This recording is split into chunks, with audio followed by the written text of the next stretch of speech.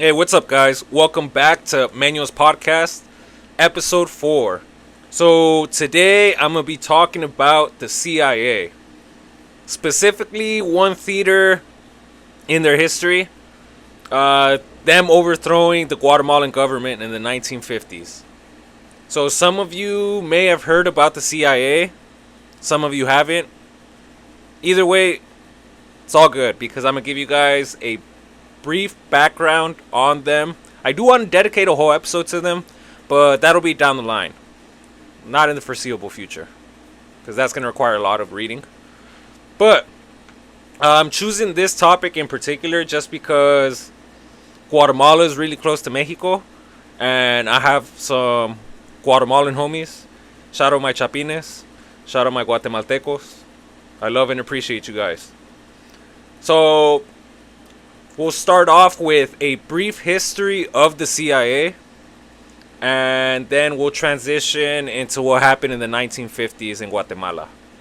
So, some of you have heard of this agency, but I'll spell it out for you. The CIA stands for Central Intelligence Agency, and they were created post World War II. Before the CIA was the CIA, it was called the OSS, the Office of Strategic Services, and they were the intelligence apparatus we used during World War II. And it was necessary because intelligence is everything.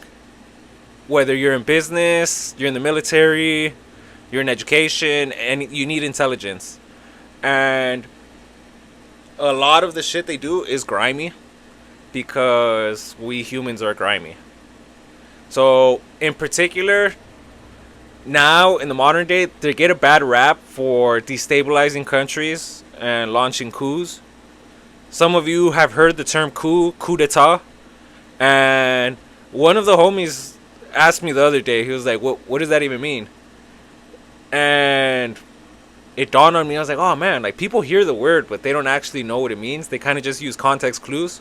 So I'll just give you guys the textbook definition of what a coup d'etat means.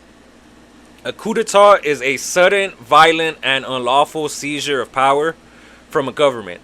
So basically, when an opposing force takes control of the government and deposes those in it. So a recent example, well, not so recent, but I would say within these past 10 years, would be in Turkey. The military tried to take power from the president. It didn't go too well. More recent, in Syria, just this year, I believe. Bashar al-Assad was kicked out of Syria, and some Muslim, I don't want to label him. I mean, technically speaking, he was a terrorist because he belonged to Al Qaeda. And then when they asked him in interviews, he was just like, I was just trying to find myself and shit. I'm like, bro, motherfuckers travel to like Asia or like go to Europe to find themselves, or go read books or something. You chose to fucking strap a suicide vest to your fucking chest and go do horrendous acts. I don't know if that's finding yourself. Hey, but to each their own, that fucker probably thinks different. But what I'm getting at is, it's someone overthrowing the current government. So think about it this way. Let's say Trump's president right now, and for some reason he pissed off the generals, and then they invade the White House and they basically tell him, you're not in charge anymore, we're taking power. That's the closest I could give you in America. That's what a coup would look like. But the CIA does that all around the world to countries that don't really want to play ball with us. So the first time it happened was in 1953 in Iran. If you guys hear the news and shit, you guys know that we don't have the best relationship with Iran, and that wasn't always the case. We actually got along with them really well when they had a monarch in power. And we like doing business with monarchies because they don't give a fuck what the people think, and we could do business in an easier way like that. In other ways, we could exploit the country easier. So in the 1950s, the Shah was in charge. Shah is basically like a king. So the Shah of Iran was in charge, and companies, Western oil companies like BP, Shell, were extracting oil from Iran and selling them in record profits. And the Shah was cool with it because he was getting a big piece of that deal, but the people weren't cool with it because they were living in poverty. A lot of the people were living in poverty. And they were just looking at the Shah buy expensive ass fucking jewelry, fucking palaces being built, cars. Just, he was living a life of luxury, and then the people didn't have shit. So eventually they got tired of it, and in the 1950s, they elected a man named Mohammad Mossadegh. He was a democratically elected man, and he took control. One of the first things that guy did was nationalize the oil. So some of you have heard that term, and you're probably wondering what the fuck does it mean to nationalize the oil. So the oil was being extracted by Western companies. If you've ever filled up at Shell, Shell is not an American company. Royal Dutch Shell is a company from the Netherlands, and they also have a lot of business deal with the United Kingdom. So I guess it would be from the United Kingdom and from the Netherlands. And then BP, British Petroleum. So those were the two main companies that were profiting in Iran in the 1950s. BP, by the way, is Arco. So if you live here in the United States, we don't call it BP. Well, in some parts, like out in the East Coast, I did see BP on their gas stations. But right here in Cali, we call it Arco. So BP is Arco. Shell is still Shell. But they were extorting the country and making hella money while the people were basically getting fucked over. And the people eventually got tired of it, and they elected Mohammad Mossadegh. And initially, he didn't really want to kick him out, just because they did bring a lot of money to the country. But one, they treated the workers unfairly, and they wouldn't let any locals rise up to management. So they just wanted them doing busy work, the grunt work, and the people in the government didn't think that was appropriate. And then on top of that, the deal was in favor of the petroleum companies, just because they were giving the Shah a lot of the money. So he was like, hey, I'm eating, so I mean, this is okay. So Mohammad Mossadegh went to the Western oil companies, and he was like, hey, this isn't fair. Let's try and renegotiate these deals. And they basically told him, fuck off. It is what it is. So he was like, all right, bet. I'm going to nationalize the oil. So in doing that, he kicks the companies out. He takes their machinery, all the refinery shit, and all that oil belongs to the country now, the citizens. I think that's great, but American companies didn't really like that because they invested so much money. It wasn't just the American companies, but the Western companies did not like that because they invested so much money in the area. So that's where the CIA comes in handy. And the CIA decided to launch a coup and fund the enemies of Mohammad Mossadegh and eventually put the Shah back into power. So that's basically what we've done all around the world. And that's why we get a bad rap, because in a way, I think the CIA is just there to look out for the corporate interests of the United States.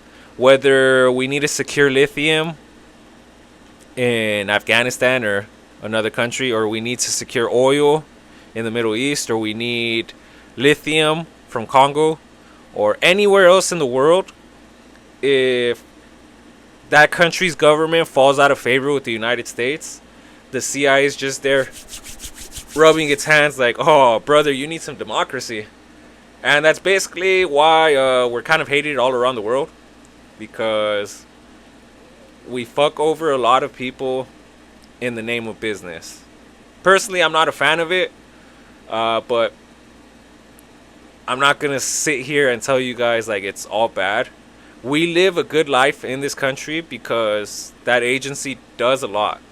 And I know that sounds kind of bad, but I mean, the world isn't all sunshine and rainbows. The truth hurts, and the fact is, you need an agency like this to look out for our interests.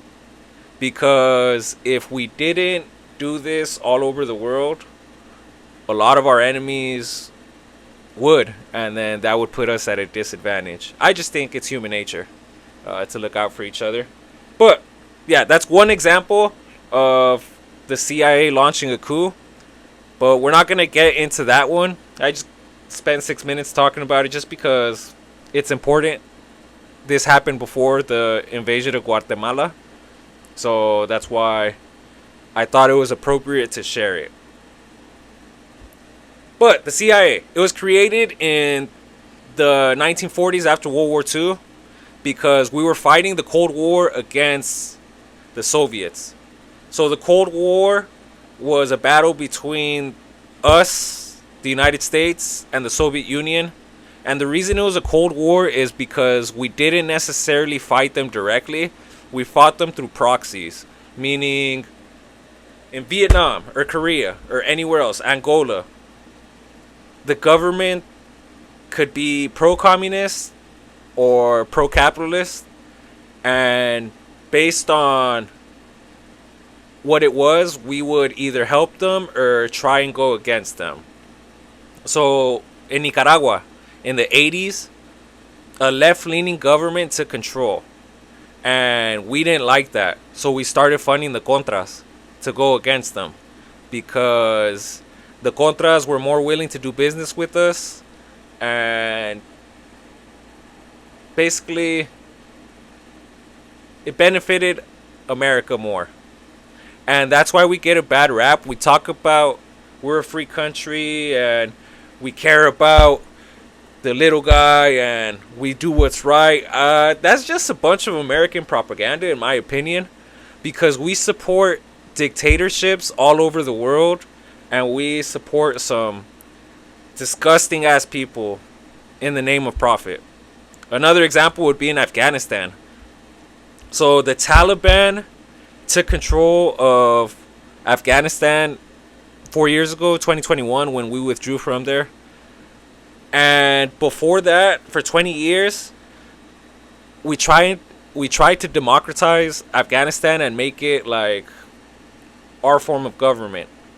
But that's not right, because who the fuck are we to impose our way of life on people whose average household has one light bulb? They see the world completely different. They don't have the same measurements of time as us, same religion, same family values. They're a whole different world. But what I'm getting at is, in my opinion, the Taliban were actually the good guys in the area. Because in Afghanistan, some tribes, you could look this up. I'll try and upload some links to support what I'm saying. A lot of the tribes and the elders specifically would rape little boys. Like, they had their harems of little boys. And the Taliban banned that practice. So anyone found molesting little boys or having that practice in their village or their tribe would be executed. And I'm 100% for that. And they did a lot of backwards things as well, like in regards to their treatment of women and things along those lines. But that's a religious thing. But the Taliban also banned opium, drugs, things along those lines. They did a lot of good. But one thing they didn't want is exploitation of their resources. And that's why we looked at them like, oh no, well, they're evil. It's propaganda. Are they evil, or they just don't want to play ball with us? So we can't just call them evil just because they refuse to play ball with us. And that's kind of what I'm getting at with this topic of what happened in Guatemala. So I feel like that's a good preface. So let's begin. In 1954, the CIA overthrew Jacobo Arbenz. He was the democratically elected president, and the operation was called Operation PB Success. So it all started because Arbenz wanted to launch a land reform at the time. And that land reform would take away land from American companies. One in particular had a lot of power in the country. It was called United Fruit Company, UFC. Not like the fighting company, which I love, but the United Fruit Company. And two very influential men in particular are to blame for this, and they're the Dulles brothers. And I'll go into them in another episode, but they were really America first. I'm not gonna say they were evil, but they definitely, if it didn't benefit America, then fuck it. And if someone else suffered but Americans benefited, then yeah, fuck them. So in a way, I understand where they were coming from, but it's not right. So the reason I bring those two brothers up is they were also lawyers. And in particular, they worked for a firm that directly represented the United Fruit Company. And they had the ear to the president. One of the Dulles brothers was the head of the CIA, and another one was an advisor to Eisenhower. So they were telling Ike about the dangers Arbenz posed in regards to communism, because the redistribution of land is a very left-leaning idea. Completely goes against private property, which is a staple of capitalism. And at the time, like I said, we were fighting the Cold War. So Eisenhower saw that as a very big threat. Like, hey, we can't have these commies just two countries away from us. So the U.S. government decided to train and equip nearly 500 soldiers to launch a coup against Arbenz and Guatemala. At first, the Guatemalan army didn't really want to fight because it was the end of World War II, just less than 10 years ago, and we kind of had a rep for being some bad motherfuckers and having a lot of technology and the pockets to back that up. Guatemala to this day is a very poor country. And don't even get me started in the 50s. That it was like a feudal land, like just full of peasants and very few rich people. So just a brief history of the UFC, the United Fruit Company. In 1899, the UFC controlled all the railroads, all the docks, and all the communication lines in Guatemala. They were able to do this because the government gave them large concessions. They were bringing money into Guatemala, so that's why the government was like, hey, these guys are good because they're investing in the country. People are getting paid, even though it's a little bit, it's better than nothing. And yeah, the business is good for Guatemala. So that's why the government allowed them concessions for land, tax exemptions, and sometimes very generous contracts. It was to the point by 1900, Guatemala, the country, was the largest producer of bananas in the whole world. The U.S. government was directly involved with the Guatemalan government and made sure that the U.S. companies were given exclusive rights to the trade. So in 1920, Guatemala had a president called President Cabrera, and he was overthrown. He was overthrown by his own people, and then another president took charge, and the U.S. made sure that its ambassador communicated with them and let them know, play ball with us or it might not go so good for you. And it did go pretty good for the companies. They were able to extract resources. They were able to do their thing. And in 1930, wealthy landowners lent their support to a man called Jorge Ubico. He was a tyrant who ruled the country with the iron fist. He was a dick. He used like kill squads, terror tactics. He was very much a fan of Hitler and Mussolini. who were also coming up at the time in the 30s. The 30s was the decade of fascism, is how I like to call it, because Mussolini, Hitler, you had Japan in the Far East, like a lot of these strong men, quote, strong men, were taking over and consolidating control in their countries. So this guy, he allowed landowners to control the peasants by any means. He allowed landowners to torture, kill workers, anything if they weren't being productive or if they were going against the flow. He also made a law. This one's bullshit. He made a law that required all men of age to work 100 days labor a year. That is ridiculous. So, as teachers, we only work 180 days. So I can't imagine the government mandating you 100 days of forced labor a year. That's crazy. And in that same year, in 1930, they crunched the numbers. The UFC, the United Fruit Company, had amassed a fortune in 1930. It was $250 million. Today, if you account for inflation, it's well over $4 billion.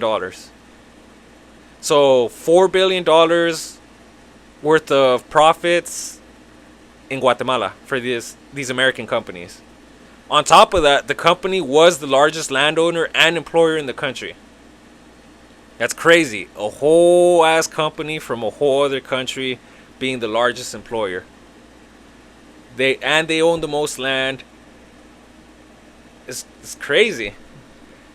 And just because they did invest so much money into the country and people in the right places were eating good, Ubico gave the UFC a new contract, and he gave them another 490,000 acres of public land. They were exempt from taxes, and he gave them a guarantee that no other companies could compete with them in the country. That's crazy. It goes without saying, eventually people got tired of that shit, and they ousted Ubico in the 40s. 1944 to be exact. And a man named Juan Jose Arevalo took control of the country and became the president. And he did a lot of good for the people, but he wasn't necessarily a communist, and he knew to toe the line because things are still in the early stages of a democracy. So he enacted labor reforms and increased funding to education and healthcare. But he was smart and stayed away from the land reform because he didn't want to cause problems with the United States. But he did want to take care of his people, which is why he invested money in healthcare and education. So the U.S. was suspicious of him being influenced by the Soviet Union, even though he cracked down on communists in the country. If I read correctly, the Communist Party was outlawed at the time, so he kept it that way. And during his term, because he did those healthcare and education reforms, they tried to overthrow him too. During his term, there were 25 attempted coups just to take him out of power. That's crazy. And eventually in the 1950s, there was another election, and Jacobo Arbenz won the election by popular demand, and he began to implement land reforms in Guatemala. So he took it a step further from the previous president, who just focused on healthcare, education, and labor laws. He actually wanted land reform. And to this day, that's kind of all that matters. Land is something we continue to fight about today. Just look at Israel and Palestine. They're literally just fighting over land. Ukraine and Russia fighting over land. And it doesn't go any different here. The Guatemalan government wanted to take back their land, and American companies were not having that. They were like, fuck no, we're not giving back the land. And Arbenz in particular wanted to give a lot of the land to farmers, many of which were Mayas, indigenous people from the area. But the American companies were basically like, fuck them. This is business. No time for softy shit. And That's why a lot of people do hate us. But he wasn't just gonna take it. He was planning on compensating the companies, but the companies didn't want compensation. They just wanted to exploit the land and the workers, because in the long term that would be worth a lot more than them getting bought out for their land. This is a crazy fact, but it's true. By 1950, the United Fruit Company was making more than double the revenue than the Guatemalan government had. So let me say that again. A single company that's not even a company from Guatemala was making twice the money the government was. That's insane. And they were also the largest landowner, like I said. So they controlled all the land, they controlled a lot of the money, and they controlled all the good ports. They controlled one of the only ports that had a good deep water port to the Atlantic Ocean. So indirectly, they could also control the exports and imports coming into the country. So just because of this land reform, the UFC hated Arbenz. Because although they owned all that land, I would say about 500,000 acres of land, they weren't cultivating all 500,000 acres of land. 85% of that land was not being used.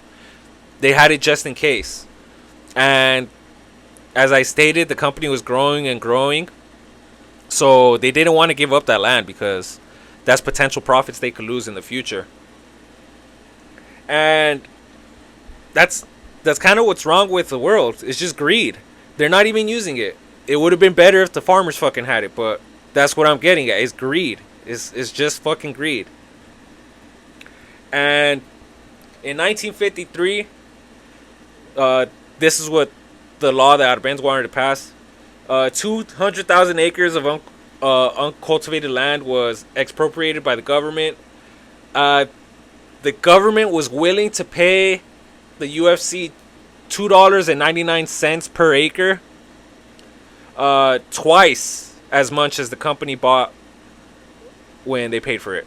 So they're literally willing to pay them double that they paid for, just so they could give that land back to the citizens. And the selfish ass company was like, nah, fuck that, we're not selling.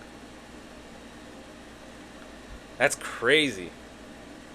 They are really selfish. So the company wasn't happy about losing the land, and the profits were also going to get hurt. So that's where the Dulles brothers come in. And they still had contacts with the United Fruit Company, considering they were their attorneys. So they had a pretty close relationship with the president, so they were able to influence him. Some argue that that's the main reason why we decided to go into Guatemala. Not necessarily because of the communists, but just because people close to Eisenhower had a lot of money at stake with that, which is crazy. That's corruption. And in this country, we like to think we're above corruption, but nah, we're corrupt too. And it isn't just now that we're corrupt. We have a history. But a lot of the shit that you learn in school is whitewashed, and it's for a reason. But now you're here with Meños podcast, getting the truth. So eventually the CIA decided they needed to act against Arbenz, as they were worried about the communism spreading in the area, but more importantly, they were concerned about their profits in the area. The money. Follow the money. But the Dulles brothers had a lot of respect for the president. In my opinion, they're the ones who had Kennedy killed, but Dwight D. Eisenhower was not Kennedy. Dwight D. Eisenhower was the supreme Allied commander of all troops during World War II. The people in the military industrial complex feared and respected him. So the idea of them going after him was out of the picture. Kennedy was a young-ass lieutenant during World War II. So when he sat down with the generals, they kind of looked at him like, who's this little boy? Like, who the fuck? Like, what's he going to do? But that wasn't the case with Ike, because Ike was all of their bosses before, and now he's their boss again. So they knew not to get it twisted with Ike. So they approached Ike, the CIA and the Dulles brothers, and he gave them their blessing, because during his campaign, he pledged to take a harsher stance against communism.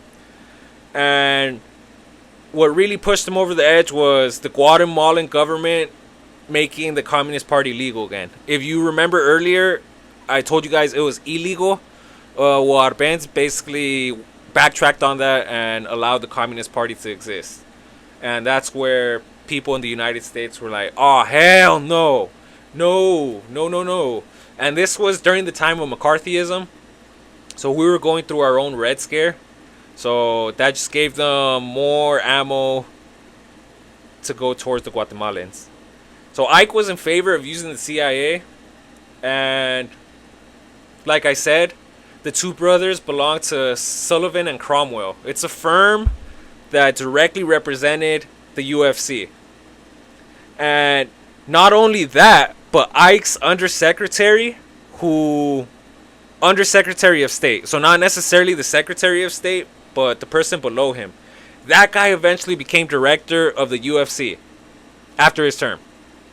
And Eisenhower's personal assistant, like literally the lady he sees every day, who would make his schedule, write his letters, get him shit like coffee.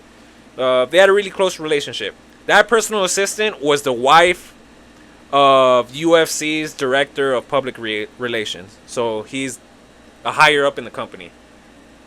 So it goes without saying that these people had a direct influence to Ike and allowed him. I think he was manipulated, but to each their own. Some argue that. Some would say it's just because the communism was spreading. But I guess it's subjective. So in August 1953, Ike gave the CIA the green light to depose Arbenz, and he gave them a budget of $2.7 million. Today, that's worth $35 million. And the historians argue that the actual number was a lot more than $2.7 million. They say it was around $4 to $7 million. And a lot of that went to unconventional warfare and psychological warfare. We'll go into that in a bit, but yeah, it's crazy. All of that just for corporate interests. So before you depose someone, before you kick them out, before you fucking send them into exile, you need to find who. Well, the smart thing to do would be find someone to take their place. And we've gotten worse at that in the modern day. But in the 50s, they were thinking about potential targets they could use as a puppet to control Guatemala. And the name that came up was this man named Castillo Armas. He went on and the CIA recruited this guy. And this guy went on a recruiting spree looking for potential soldiers that would be willing to fight and overthrow the government. And he was exiled in the 40s because he tried to overthrow the government and it didn't go so well. He's not the only person, though. There's like hundreds, if not thousands, of people who were exiled. And he decided to pursue people in Guatemala and people in neighboring countries like El Salvador, Honduras, Nicaragua. And he eventually got a ragtag team of 480 soldiers, 500 soldiers. Additionally, the CIA also opened up training camps to fight and to train the soldiers.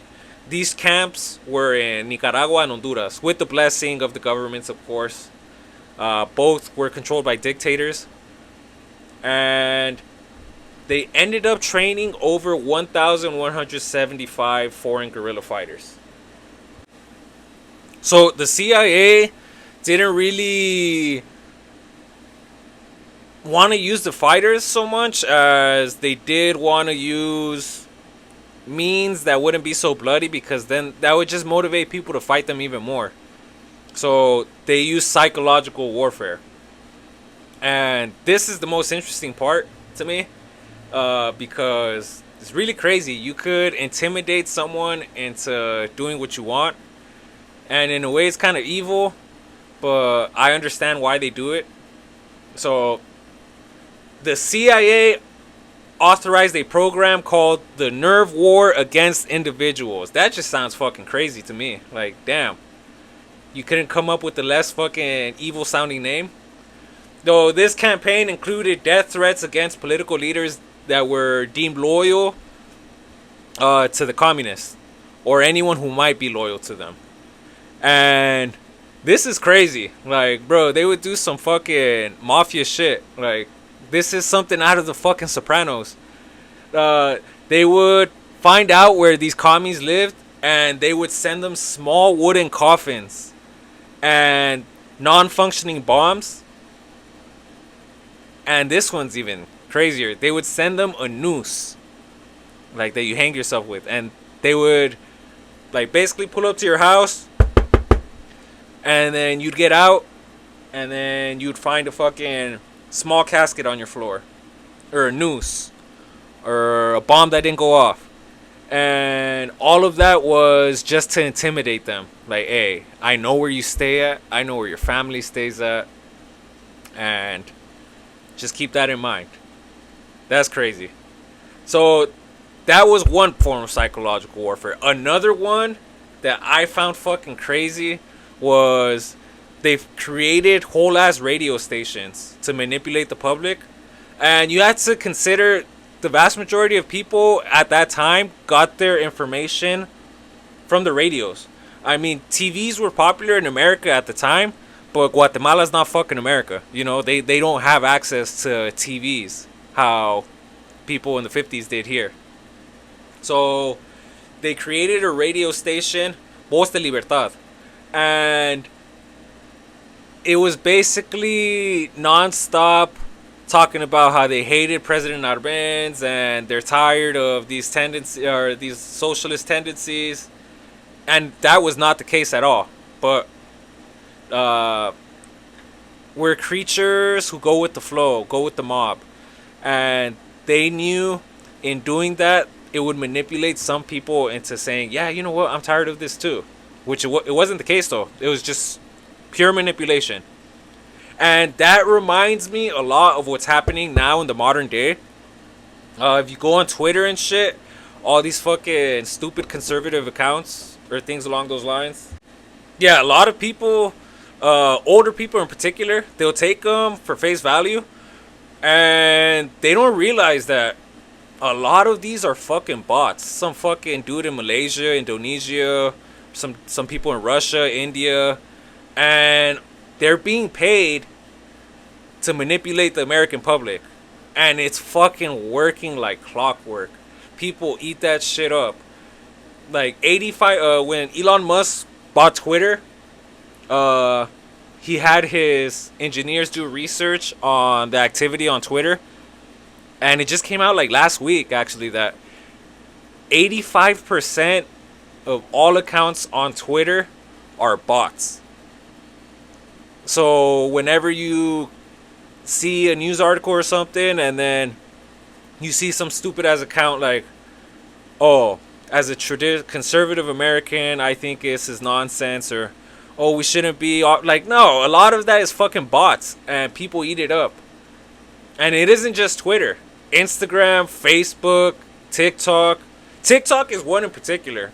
I've been fucking saying this forever. It's a Trojan horse.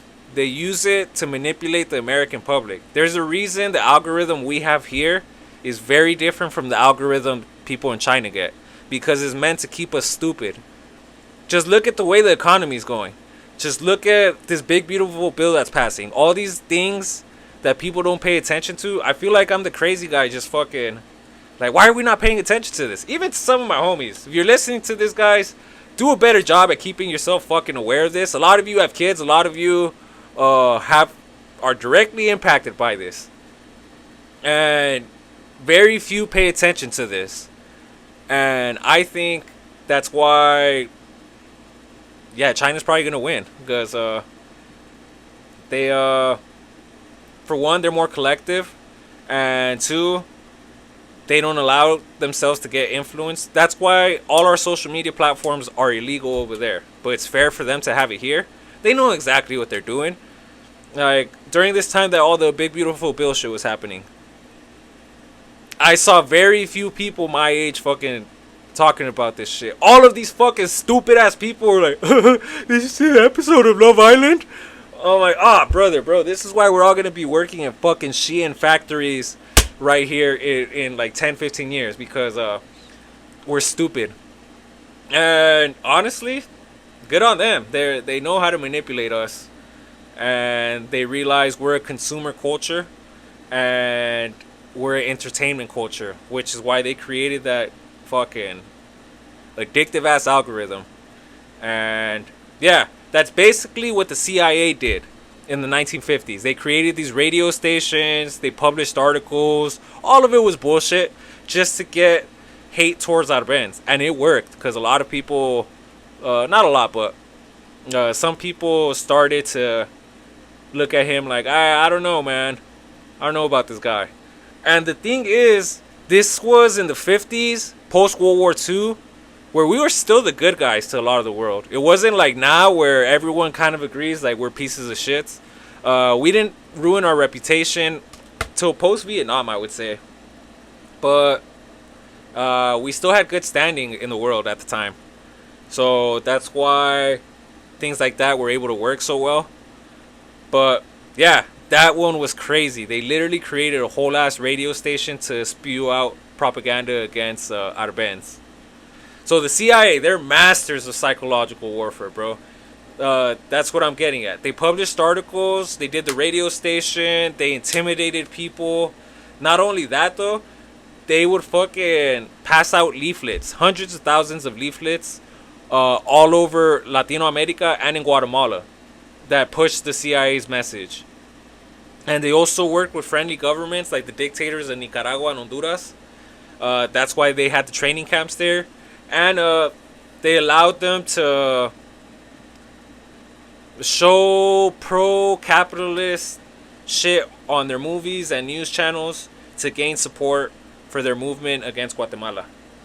And then a final psychological warfare thing that the United States did was they decided to use the U.S. Navy to blockade Guatemala and its ports.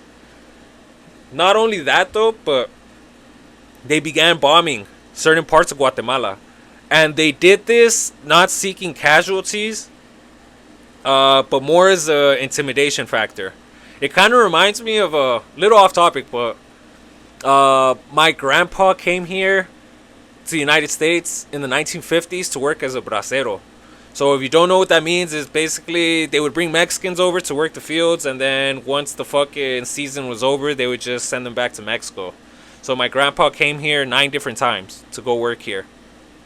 And he was telling me that some of the men were given an option to join the military. So they would sit them down in the theater, and then they would show them like videos of the military, planes, ships, and everything. And this was the first time for many people, the señores in my pueblo, to sit down and watch a movie with noises and everything. So when they saw like the bombs going off in the ships, or like the bombs getting dropped, the fucking big ass guns on the ships firing, they got scared. They're like, oh shit, yeah, we don't want anything to do with this. Because it was their first time seeing that, and this was their first time seeing a film. So call it sensory overload or whatever, but yeah, they didn't recruit any Mexicans to go fight. I'm thinking it was Korea, because he said he came here in the 1950. So I'm guessing that was probably for Korea. But yeah, that's how scary these bombs are to people, especially if you've never been around explosives or seen it. Like if you've just spent your whole life as a rural peasant, and then you just hear, yeah, loud noises scare people. So that's why the CIA used the U.S. Navy to bomb shit and intimidate the public. And eventually, they wouldn't even want to fight. They're like, we have no planes, we have no tanks. You want us to go up against these guys? They're like, fuck no. Like, we'd rather just give up. And it's basically kind of ended up happening. Eventually, Arbenzo people kind of went against him. So, with all that happening, Guatemala had their own responses. Arbenz was confident he could wash Castillo and his men, the 480 insurgents, but he was worried about how the United States might respond to the way he did that. So he's not worried about the 480 mercenaries. He's more worried about the excuse it would give the United States to go in and fuck them up. So he had to play this very smart. And they were coming in through Honduras, so he didn't directly want to fight them at the border right next to Honduras, because then the CIA could be like, look, they're invading an enemy friendly country. Oh no, we have to step in now. Come on. Yeah, we have to. So he knew that. So he couldn't give them any excuse to go in there and fuck them up. So he kind of let them come in inland, and then he would fuck them up once they got closer to the interior of Guatemala. And yeah, it's really crazy that he had to consider that. Like, man, all he's doing is defending his country, but he has to keep that in mind. Like, I can't really fight them by the border or be too excessive, because then that's just going to give the U.S. an excuse to come in and fuck us up. And he was getting desperate. Like, you're fighting the United States in the 1950s, the world power, and you're a small-ass banana republic. Like, you're impotent. You can't do shit. So he reached out, Arbenz, he reached out to Mexico and El Salvador for support against the U.S., but Mexico just fucking threw up the peace sign and just disappeared. They're like, yeah, no, I'm staying out of this, because they didn't want to bite the hand that feeds them, the United States. And El Salvador, they weren't much help either. You know, they're even smaller than fucking Guatemala. So yeah, they weren't gonna be much help. And they only got support from one formidable power, and that was obviously the Soviet Union, because the Soviet Union was at odds with the United States. So they were the only ones to condemn the United States for what they were doing, and they vetoed a resolution in the UN which would make this a U.S. issue. So the U.S. was pushing a resolution that would basically say, hey, this is in our hemisphere, so it's our problem. There's no need for the international community to get involved. And the Soviet Union was like, nah, fuck that. That's wrong. And they vetoed it.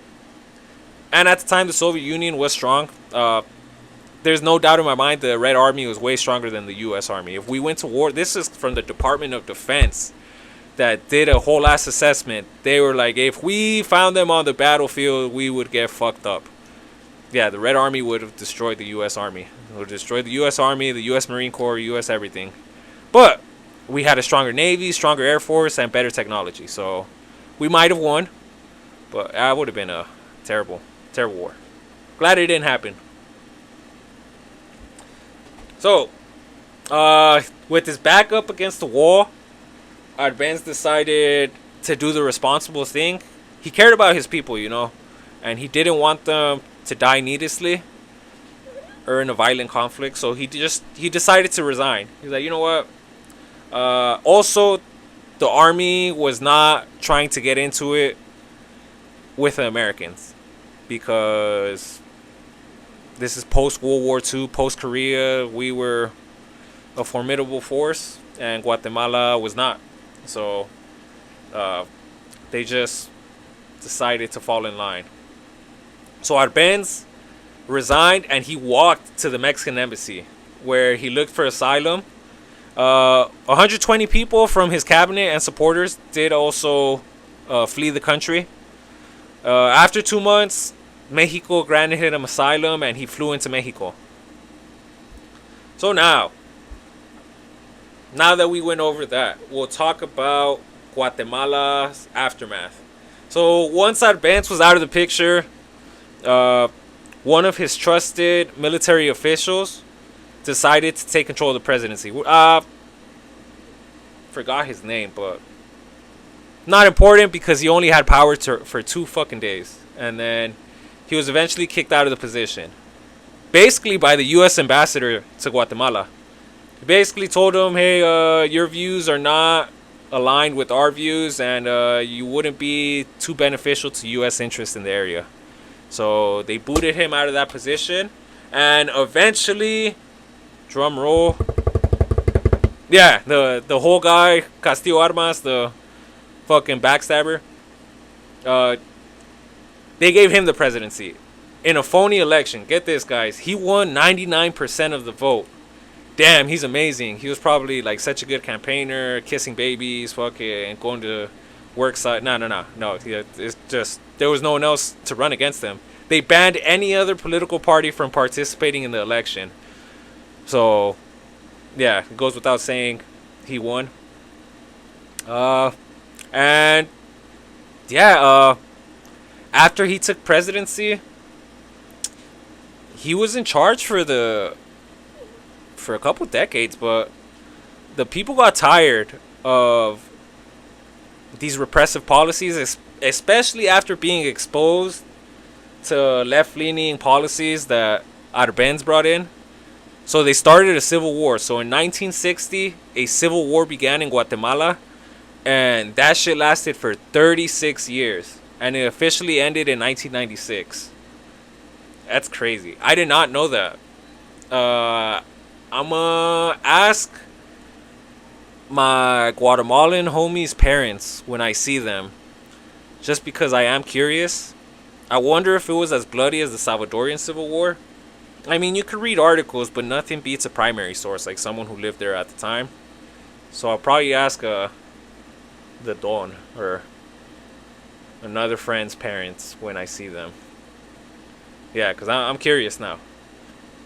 And yeah, eventually the war ended, and both sides got amnesty for their fighters. Yeah. It's crazy. It's crazy. The CIA has done a lot of fucked up shit, and we have fucked over people who we shouldn't have fucked over, if I'm being honest. Like, they elected that government in Guatemala for a reason, so who the fuck are we to tell them, no, get someone else? All for money. It all goes back to greed. Literally, that is one of the biggest problems in this country, in my opinion. It's our fucking greed. Yeah. So, keep that in mind, guys. Next time you see a potential conflict on the news, it's always going to go back to money in regards to us. It's always going to go back to money, land, or power. One of those things. So you see them saying, oh, they're abusing children, or, oh, we have to stop this travesty. A lot of the times it's for fucking money. It's always goes down to that. Don't let yourself be manipulated. Do your research. Look at both sides. Don't just look at one either. Oh yeah. And to end it with a fun fact, Che Guevara, a world-renowned communist leader and revolutionary, he was actually in Guatemala City during the bombings. And this only strengthened his views on fighting against imperialism.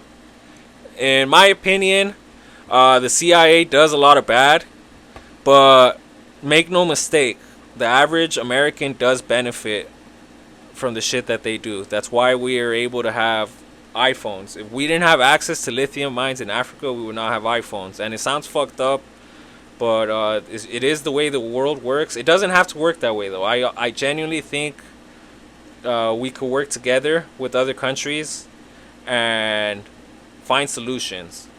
And I'm tired of the exploitation. These billion-dollar corporations don't give a fuck about the American consumer. They just care about their profit. And yeah, it's disgusting what we've done around the world. But I understand why it is done. I don't like it. Don't necessarily respect it, but I understand why it is done. Once you understand it, you could try and understand better solutions that would avoid us being the bad guy in the world and avoid bloodshed and just negativity all around the world. Yeah, so in my opinion, we could do things better, and I still think this country can be saved. It's going to take a lot of work. It's going to take us putting in more time, being educated with what we do around the world, and fucking standing up and doing something. Go on protests, go on marches, go on strikes. That's a lost art in this country. We need to start striking because we're living in the Gilded Age. It's not fair that people like Musk went from 200 billion to 400 billion in 4 years. Jeff Bezos' profits just gone up. Motherfucker rented out the whole city of Venice for like $100 million, and all of his workers who work, a lot of his workers who work in Amazon are on food stamps, WIC, welfare, etc. So we're subsidizing that motherfucker's workforce for him to make record profits. And the only way we're gonna do something is if we work together. But like I said, we need to do better at being educated on what's going on and fucking having the balls to do something. So you're listening to this, do better. Stop watching stupid ass shit like Love Island. My guys, stop fucking focusing so much on fucking sports. Fucking open up a book, open up a news article, contact your local representative. Because if shit doesn't get better and we find it tough, you can only imagine how hard it is going to be for your kids in the future. So keep that in mind, guys. Be active, be attentive, and take action. That's all I have for today. I'll catch you guys on the next one. Later.